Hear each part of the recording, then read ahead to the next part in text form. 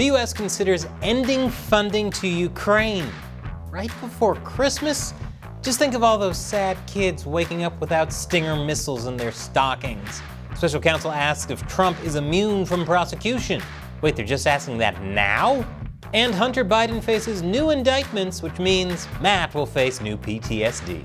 That and more on this week's headlines. Welcome to America Uncovered. I'm Chris Chappell. A bronze top hat has been stolen from an Abraham Lincoln statue in Louisville, Kentucky.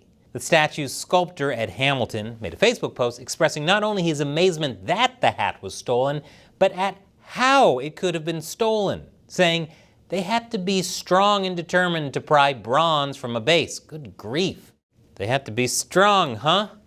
Put it on an APB for the Incredible Hulk cosplaying as the Monopoly Man. It's a shame this happened because this is one of the most famous statues to come out of Kentucky since Mitch McConnell. Just look at how lifelike it is. Now that's craftsmanship. Are you having a hard time paying for groceries? If so, it's all in your imagination because the economy is fine. At least that's what the White House and several news outlets would like you to believe. The economy is strong, it just feels bad. Apparently, one strong sign that shows the economy is doing better is how Americans are spending more on gift shopping this holiday season. Okay, but Americans are also spending more on fast food and groceries as well. Meanwhile, toy maker Hasbro is cutting 20% of its workforce due to poor sales. So an increase in the amount people are spending on gifts might not necessarily mean they're buying more gifts, just that the gifts are getting more expensive. And while headlines read that inflation has come down, it's actually the rate of inflation that fell to 3.1%, meaning there's still inflation, it's just not rising as quickly, and this is being touted as a victory. I didn't realize lingering inflation with stagnant wages and severe layoffs across multiple industries was a sign of a good economy. That's like saying an expanding waistline is a sign of increased cardiovascular conditioning. But many are still saying the economy is good, it just has bad vibes. Oh, so it's like a guitar teacher. He's actually a cool guy, just the goatee and ponytail on a middle-aged guy gives off bad vibes. Some are even saying we should just flat out not believe Americans when they say the economy is bad. When even kids point out how expensive everything is, don't believe them. They probably can't count anyway, since their teachers are too busy moonlighting in adult content. That's the thing that's happening in this great economy. Although I think having a teacher for a stripper would actually make it easier for kids to learn to count, since the kids can practice on all the single-dollar bills their teachers made the night before. Wait, are strippers still getting paid in only singles? That's proof the economy is bad. President Biden is being urged by Republicans to actively participate in Senate negotiations over changes to the U.S.'s immigration system the GOP wants in exchange for additional funding to Ukraine and Israel. Top Republican negotiator Senator James Lankford, who looks like Stewart from Mad TV all grown up, says all we're trying to do is to say what tools are needed to be able to get this back in control so we don't have the chaos on our southern border. Meanwhile, top Democrat negotiator Senator Chris Murphy, who looks like if the Goosebumps ventriloquist dummy became a real boy, says we don't want to shut off the United States of America to people who are coming here to be rescued from dangerous, miserable circumstances in which their life is in jeopardy. The best of America is that you can come here to be rescued from terror and torture. Oh my gosh, I had no idea so many people were fleeing to America from karaoke nights at Applebee's. Yes, that's a real thing, and it's torture. Adding security measures to the southern border has become a major sticking point for Republicans. Since no compromise has been reached on that issue, a test vote for a bill that would provide billions of dollars to Ukraine and Israel failed in the Senate. It looked like they were going to go on recess before passing a funding bill, but in a true act of holiday spirit, the Senate will delay their holiday break to vote on it next week. If it passes, hopefully the Grinch doesn't steal that Christmas, because I do not want to think about what he could do with all those rocket launchers. Ukrainian President Volodymyr Zelenskyy met with President Biden at the White House and spoke to Congress to make his case for passing additional funding to aid their war with Russia. Zelenskyy was actually scheduled to speak to Congress via a video call last week, but canceled at the last minute. He later showed up in person after being invited by Biden once the funding bill failed to pass in the Senate, which was historic. Not that the Ukrainian president spoke to Congress in person. This is actually footage of him doing that last year. What's historic is that someone actually chose to show up in person for something when they could have just done a video call. Who wears pants when they don't have to? The whole reason I sit behind this desk is so I don't have to wear pants. Am I wearing pants right now? You'll never know.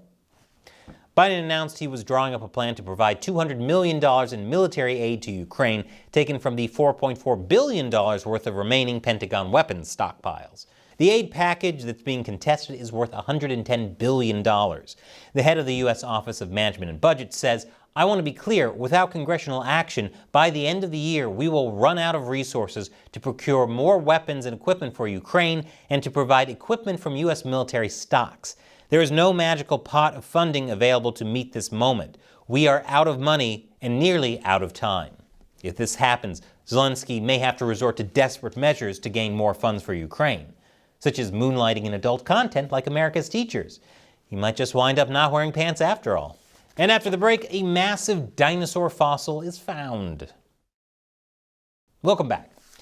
The skull of a plesiosaur, a 150-million-year-old marine reptile described as an underwater T-Rex, was found off of one of England's southern coasts. Besides the size of this fossil, what makes it unique is how intact it is. Paleontologist Steve Etches explains the lower jaw and the upper skull are meshed together as they would be in life. Worldwide, there's hardly any specimens ever found to that level of detail. And if they are, a lot of the bits are missing, whereas this, although it's slightly distorted, it's got every bone present. It's truly impressive. This just might be the oldest, most intact fossil found in the South and put on display since Mitch McConnell. Former Fox News host Tucker Carlson will be launching a paid streaming service called the Tucker Carlson Network. Yes, now even Tucker Carlson has a streaming network. Because streaming is the wave of the future. Why pay $60 a month for cable when you can spend $280 a month on 90 apps you barely ever use?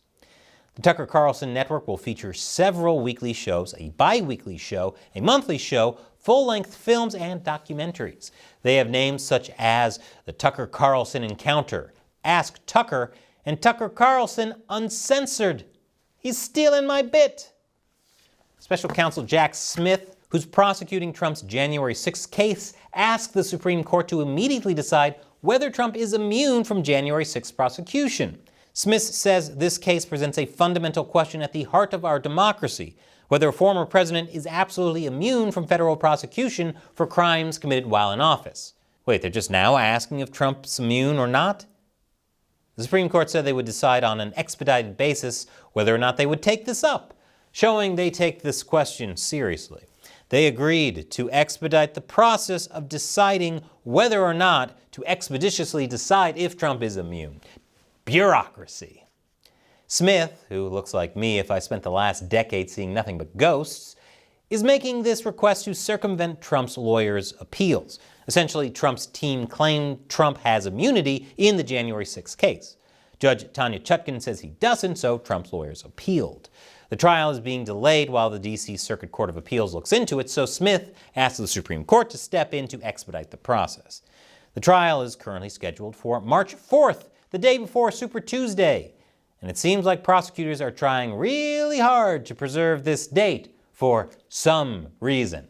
Trump's team says this is all a form of election interference, trying to keep him from being the Republican presidential nominee, which is an insane conspiracy theory. I'm sure it's all a coincidence, and they're rushing to make that specific date for no reason at all. And after the break, Hunter Biden might get his day in court. Welcome back. The California federal grand jury has indicted Hunter Biden on 9 criminal counts relating to his taxes. Biden's attorney says after 5 years of investigating with no new evidence and 2 years after Hunter paid his taxes in full, the U.S. attorney has piled on 9 new charges when they had agreed just months ago to resolve this matter with a pair of misdemeanors. The misdemeanors he's referring to are a plea deal, which many called a sweetheart deal, that fell apart when the judge questioned if it would provide Hunter immunity from potential future charges that may arise over his business dealings. Wow, would you look at that? Someone thinking to ask about the possible immunity status of a defendant ahead of time. Biden is accused of avoiding paying $1.4 million in taxes between 2016 and 2019. Although he paid that money back, he's being accused of filing false tax reports, among other fraud charges. And prosecutors claim that while this was going on, Hunter spent $872,000 on hookers, sex club memberships, luxury cars, and online pornography, which is outrageous that he spent any money on online porn. Unless, of course, it was the OnlyFans page of a teacher. If that's the case, then it's not perversion or excess, it's helping the economy, which is totally fine. Stop pretending it's not. A pair of IRS whistleblowers say these new charges are a complete vindication of their 4-year investigation into Hunter Biden, while others are saying the indictment is an embarrassment to the Department of Justice, which I think is ridiculous. The DOJ itself is an embarrassment to the DOJ. No need to get specific about it.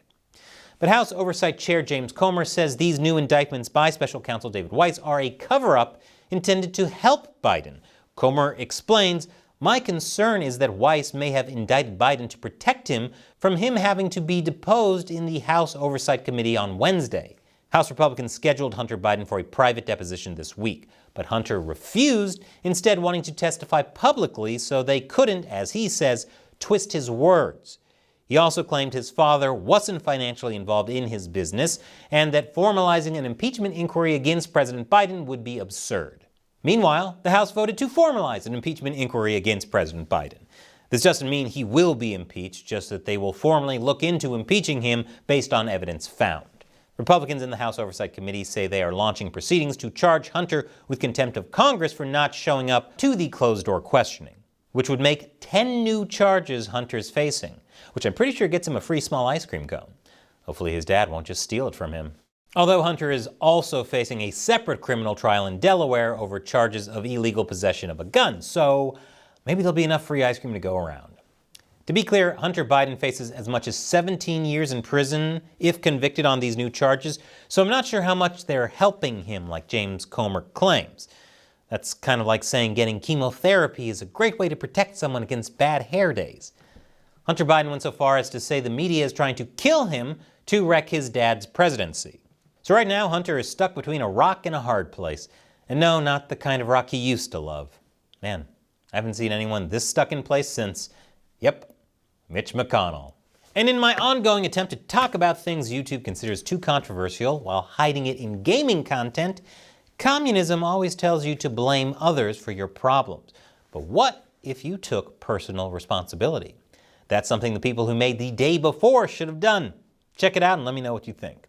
And America Uncovered wouldn't exist without your support. Click that orange button to support us on Patreon. All it takes is $1 an episode, and you can set a monthly limit.